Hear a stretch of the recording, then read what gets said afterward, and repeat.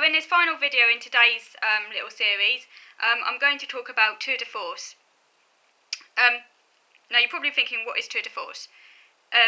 Well, basically what happened was, Kate Winslet's older sister, who also happens to be called Anna Winslet,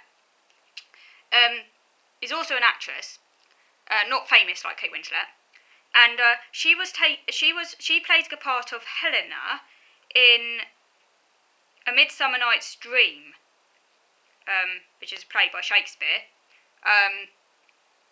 at Arundel Castle, and she played the part Helena with the amateur dramatics company Tour de Force, which is now defunct. It no longer runs because unfortunately it ran out of money.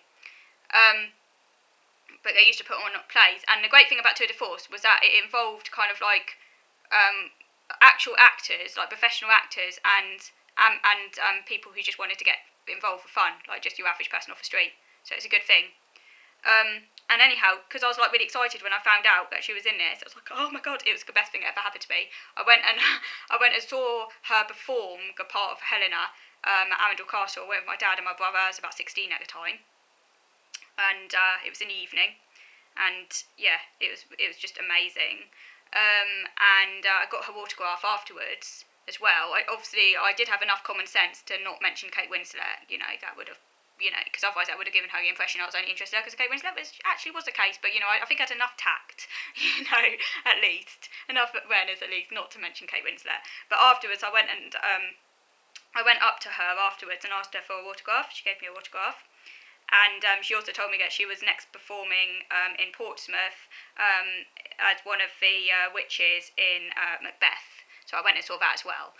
But anyway, we then found out that you could apply to be involved with Tour de Force. So I did that, and I went to an audition, and I was driven there. It was quite out in the woods, but this lady drove me there, and they interviewed me with Joe. I think it's called Joe Harmstrong. Can't remember his name now. I think that's right. Can't remember the lady's name.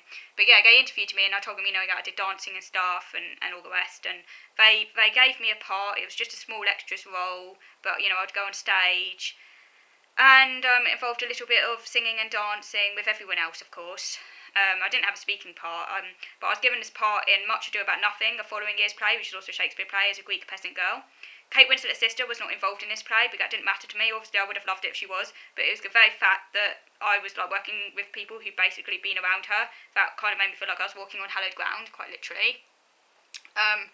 So I did that the following year, and this was the first time, and I'd really actually, obviously I mentioned before in my previous video that I had been on stage with a dance group I went to, but this was the first really big dramatics thing I did, and at that age I had this kind of fantasy that maybe I could get into acting and become like Kate Winslet. Yeah, no chance, but teenagers have fantasies, so yeah.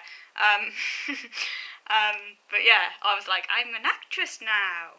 No stage fright is really good. As I said, I don't get stage fright. One of the few things I don't get anxious about, and I discovered that when I did this, because seriously, I really did believe I was shy, because everyone would call me shy, because all these bloody teachers didn't know what the hell they were talking about, and I'm not shy, for God's sake! I'm not shy. This was before I was diagnosed with autism, but yeah, so it was really good fun, and we went to rehearsals, quite late evening rehearsals, and it was all very structured. I love the structure of it, and in fact in rehearsals you're basically just repeating yourself and doing it over and over again, and there were activities that were really good for confidence, warm-up exercises at the start where we had to walk around a room and just hurl out obscenities and stuff, and completely, those activities you do in amateur dramatics that are meant to kind of loosen you up and stuff. We did those, and that kind of was really good for my confidence as well, because it just allowed you to be all uninhibited and stuff, and it was all fun and everyone had a good time. And also I looked after some of the kids as well. Remember, I was still obsessed with babies and toddlers at this point, so that was great. I mean, these were 5-6-year-old kids, I was about 16. I actually found I related better to the kids anyway of adults. I don't know if I mentioned in the previous video, I've always found it easier to relate to younger people. In actual fact, although I was meant to be looking after them, I ended up playing with them as well, almost like I was their age. And I wasn't, I was 16, but I still felt like a little girl, so yeah, I'm kind of emotionally mature, so I sort of looked after them but played with them too, like almost like I was their age. One of the kids was a bit bossy and ended up bossing me around, so maybe, like a bit weird. But yeah, I really enjoyed that. So that was a really, really big positive that came out of the Kate Winslet interest. So I've mentioned going dancing after school, the dance club I went to for quite a number of years, and I've mentioned volunteering at a nursery school, and I've mentioned tour de force. And I wouldn't have done that if it wasn't for my interest in Kate Winslet and babies. So this is just to showcase the fact that autistic special interests and obsessions can really be very motivating. Right, I'm going to finish now. I did want to say, just so before I finish, someone suggested that to me that maybe I'll have a question and answer session in another video. So if you've got any questions you'd like to ask me, do post them in the comment section below and I will endeavour to answer them in a future video. Also, I do keep a blog called it's Autism's Individual WordPress, and a link to the blog is on my channel page as well. So do please have a look at my blog. I'm trying to write in it a bit more frequently than I used to, so I have updated it recently as well. So okay, so I really hope you've enjoyed watching today. Thank you.